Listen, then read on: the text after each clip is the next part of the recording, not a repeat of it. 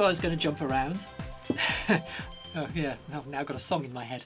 I'm going to do the headstock veneer, and I'm going to use, in what has become a bit of a theme with this guitar, absolutely raw wood. I'm going to use this lump of laburnum.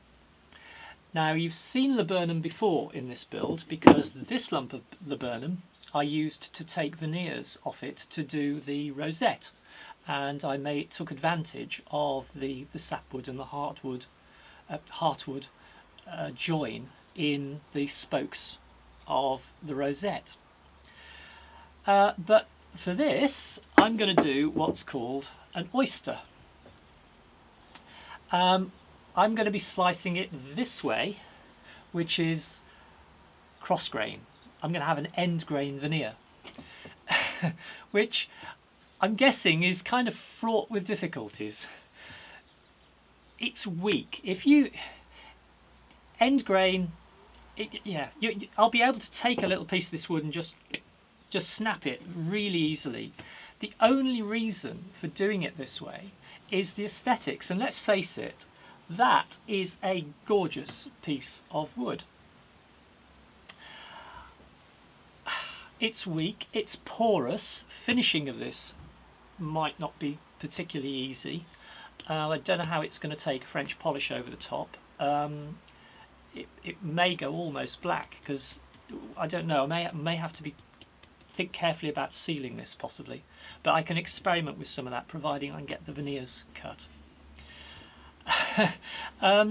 For a headstock, it's possibly going to flake away. If the headstock receives any sort of impact, if you knock it on anything, I might get little bits of it flaking away. I don't know. We'll see. For that reason I might need to bind this, adding to the complexity, but this is a complex guitar. A little bit extra won't hurt. There's all sorts of reasons why you wouldn't use an end grain veneer. I don't know how it's going to inlay, for instance, but at least doing it this far up front, we might get an idea of what it's going to be like. So, oh dear, should we get on with it and find out what happens? The first cut is I've got another song in my head now. The first cut is a squaring cut. Just to get this edge square so that I can then tip it on its edge and start taking veneers. This is fairly flat, dips here slightly, but that's the bit I'm going to take off. So that will go against the fence like that, and then I can just start slicing through, and we'll butterfly it, oyster it, whatever you want to call it, roughly along that line. I might, well, yeah, we'll see.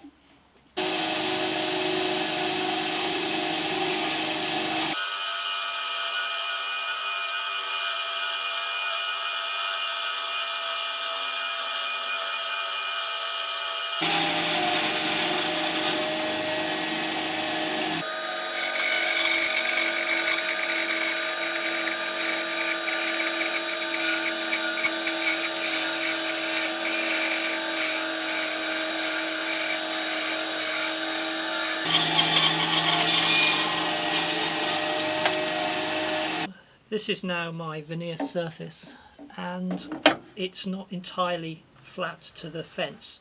On the previous cut, which was to square it, I got a useful veneer, but the blade drifted a bit at the top, because I mean the blade guard is quite high, it has to be. So I've made this a little bit wider than I really need to. Well, I need to make it a little bit wider because of this gap here. I'm going to be thicknessing all of this when I'm done, and I'd like to get a number of slices out of this. Hopefully I can narrow it a little bit after I've taken this slice, if it's more true. Having said that, I'm wondering whether the blade and guard are parallel, so, and the blade is square to the table, so let's try that.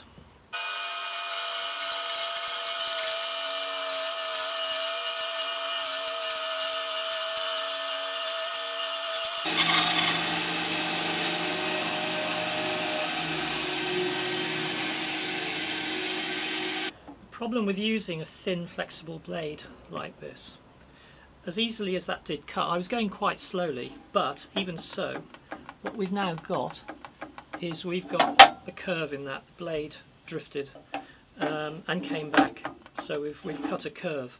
So if I was to persist with this, we'll end up just emphasising that curve. So I've got to get the plane out and flatten that so that we've once more got a true surface. Or, as this one seems to be a bit better, although I think it's curved the other way, at least this sits firm against the fence. Or we saw from this end and we reset the blade every time, reset the fence every time, which is a possibility, but it would be nice if we could just leave the fence where it is and just keep taking the wood through and getting hopefully identical cuts each time. I think for now I'm going to just plane down this side, I think.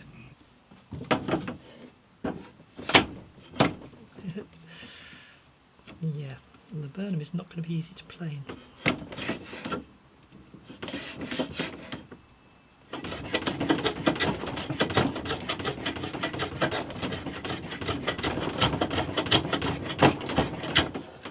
I'll try my little block plane, I think.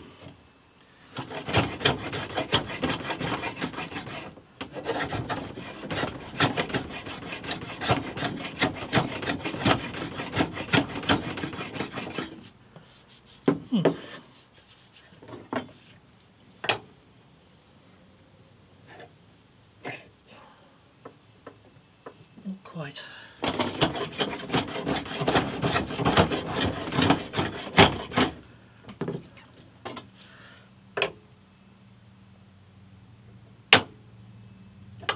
Yeah, that's it.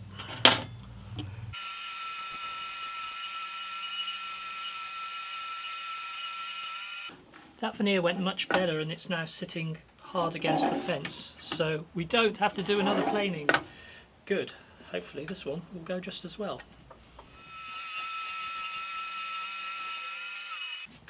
The slight rocker has come back, but if I hold it against the rear of the fence I might be able to take another cut without emphasising the curve. But we're reaching the limitations of this piece of wood. Or, well, I figure I needed this area and we're okay on the pieces we've cut, but now we have a crack, which is the crack that's on this side. I didn't know how far it went in. Well, this is how far it comes in. So I will take another couple of slices, but the way I deal with these pieces might have to be different the way I deal with those. Let's try it. The result of that is that the curve is now worse, so we do have to plane the crown off it again, which I won't show you. In fact, let's do some camera trickery. That surface has gone from rocky, flat, apart from the other side, but that top is now flat. Yes.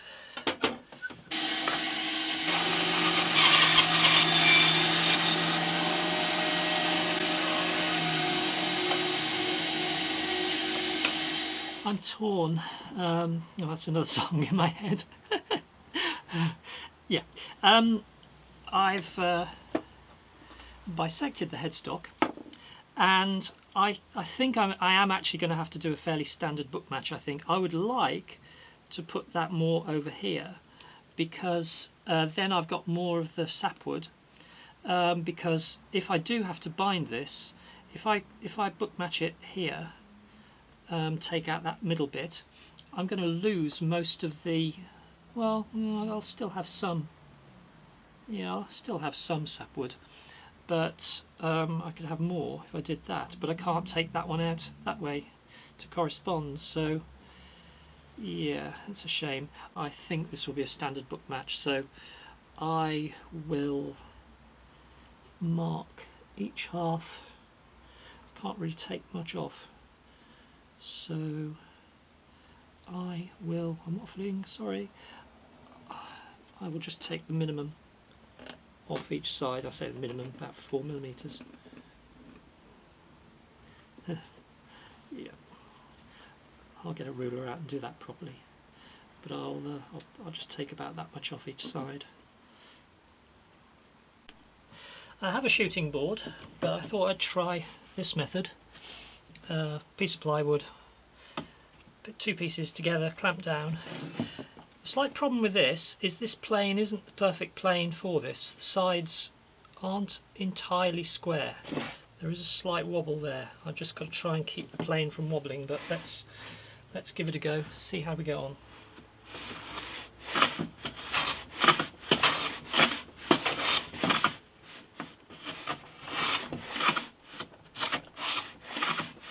Yeah, and I felt the plane wobble just then actually.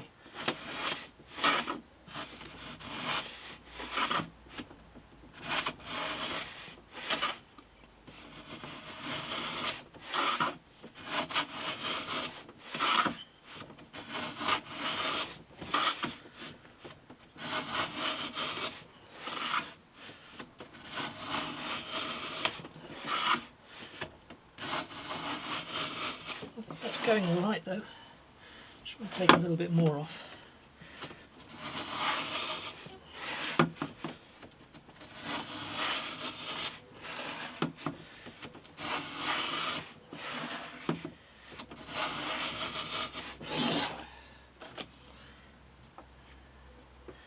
That's looking pretty good. Just want to take a little bit more off.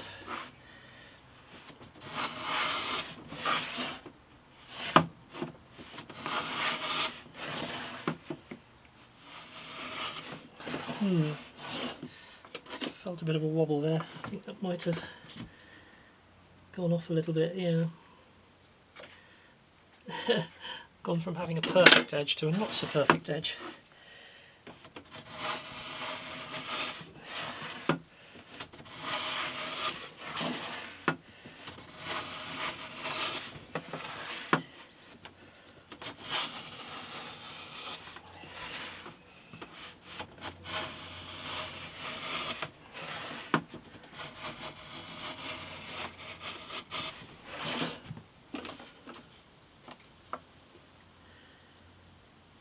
That's looking better.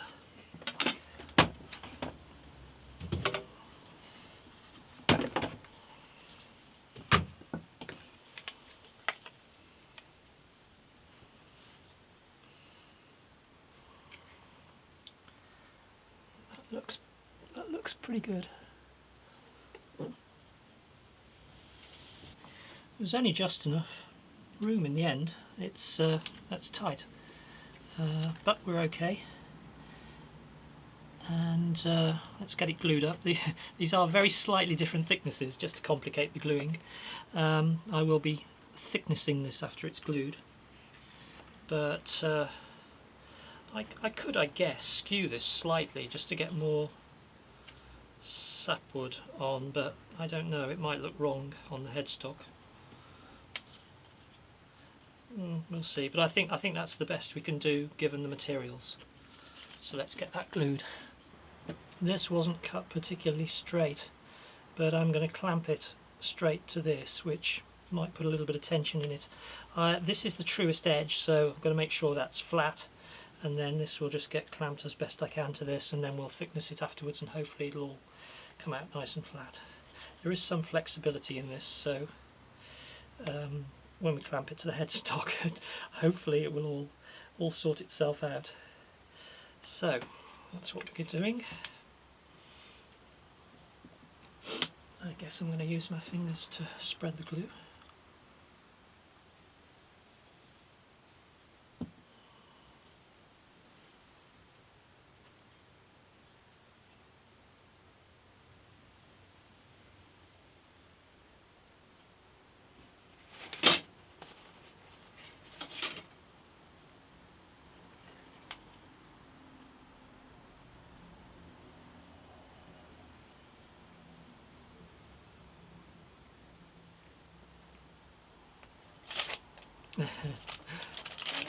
It's already.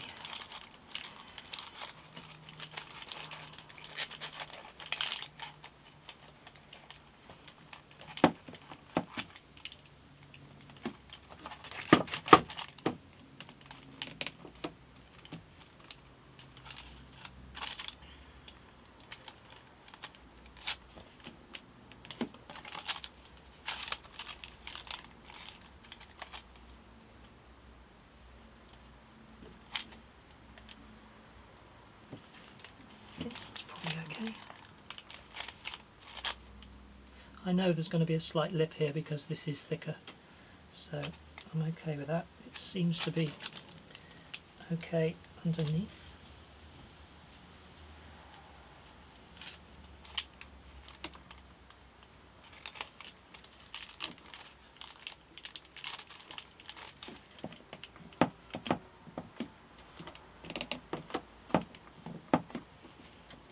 And one on top for good luck.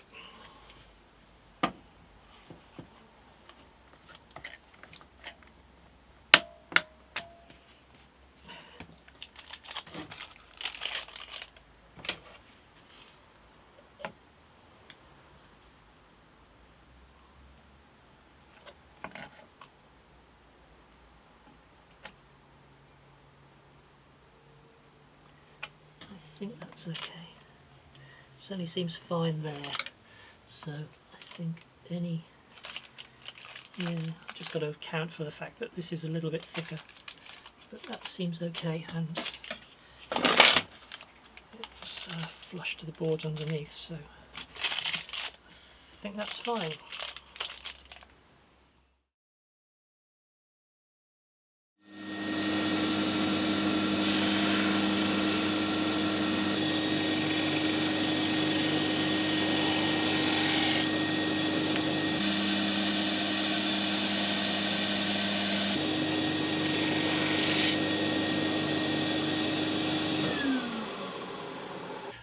Well, it worked, and I have a perfectly book-matched oyster of laburnum.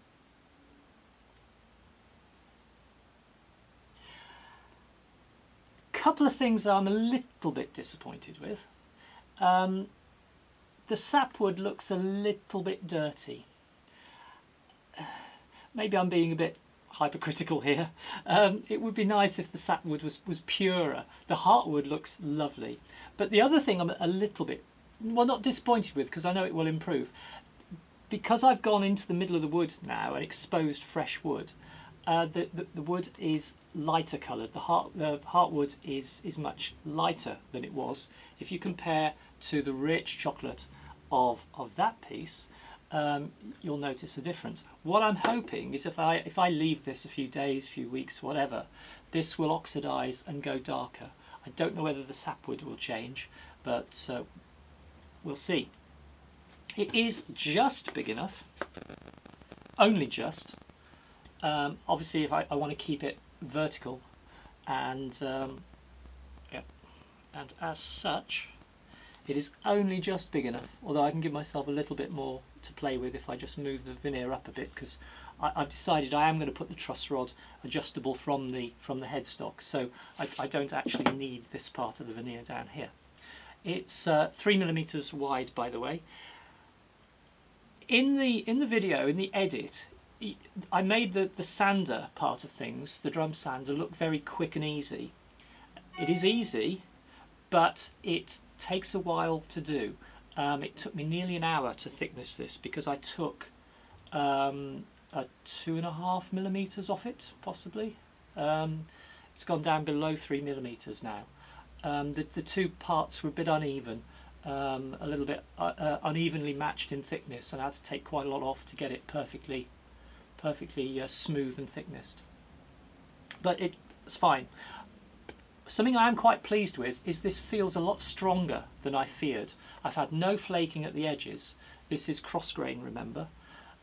So maybe I won't have to bind the headstock. I don't know.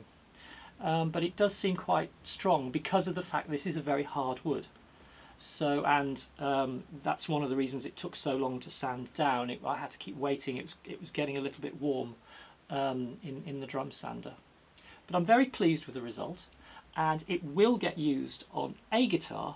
Whether or not it gets used on this guitar, I'm not sure yet, because I'm going to try a slightly wacky alternative way of coming up with a headstock veneer using the same material, laburnum, and we're going to do that in the next video, and we'll see how it goes. I'm fingers crossed. I think it will look stunning. I hope. Let's see. I don't know how it's going to go, but we'll try it. So I'll see you in the next video, and Bye for now.